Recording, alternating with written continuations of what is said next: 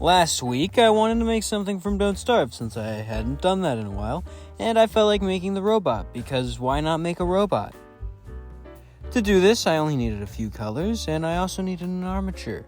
This armature, however, because it's very thin, small legs, I gave it a little extra support on the bottom, and then bent it in the normal armature shape that I tend to make. So I get a couple of arms and legs and connect it at the torso with some aluminum foil, then cut the aluminum foil to the proper size and cover that aluminum foil with clay so that I have just a better area to work with. Once I get this all covered, I can basically bend the armature how I want, but since I didn't bend it, I can just cover the base armature with some extra clay without the actual armature moving on me.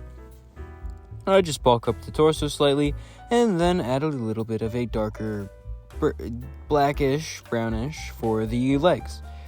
After I add this for the legs, I make sure that the legs are the proper shape, and then after that, I get the original body color, which is just a brownish tan, and add that to the bottom.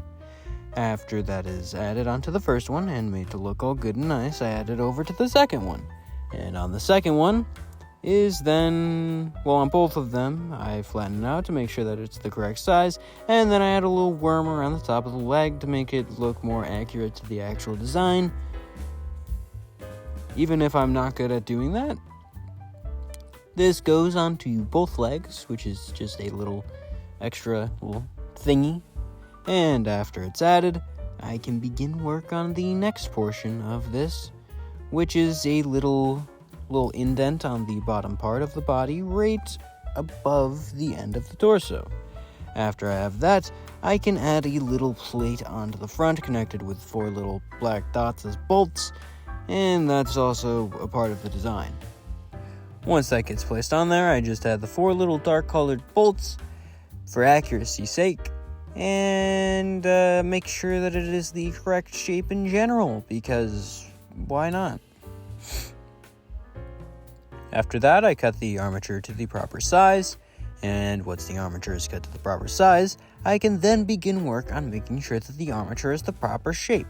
And after it's the proper shape, I can forget to record adding the head and the ears, and then show basically how to add the ears, which is just little lumps of clay onto the side of a bigger ball, which gets attached to the head, and then the edges of those are a little bit flattened out into more of circles attached with little thin rods. And once that's done on both sides, I can then make sure that the head and the body are very explicitly separated. After that, I get little sleeves for the arms, which are just little pieces of clay on the upper arm towards the bicep area on both arms. And after I have those added, I can add the same darker brownish black color for the arms that I did for the legs and the bolts.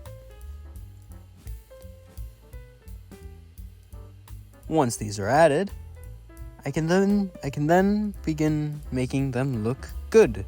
And after they look good, I can then begin work on making some hands.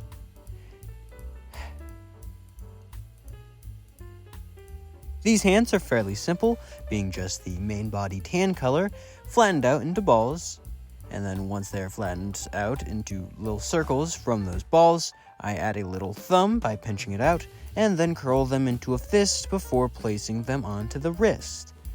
That rhymed.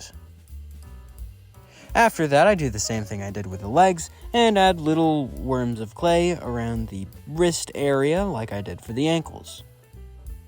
This gets blended in mostly just to itself, and after that, I get a little faceplate going because the guy has a faceplate. This gets attached to the face because where else would it go?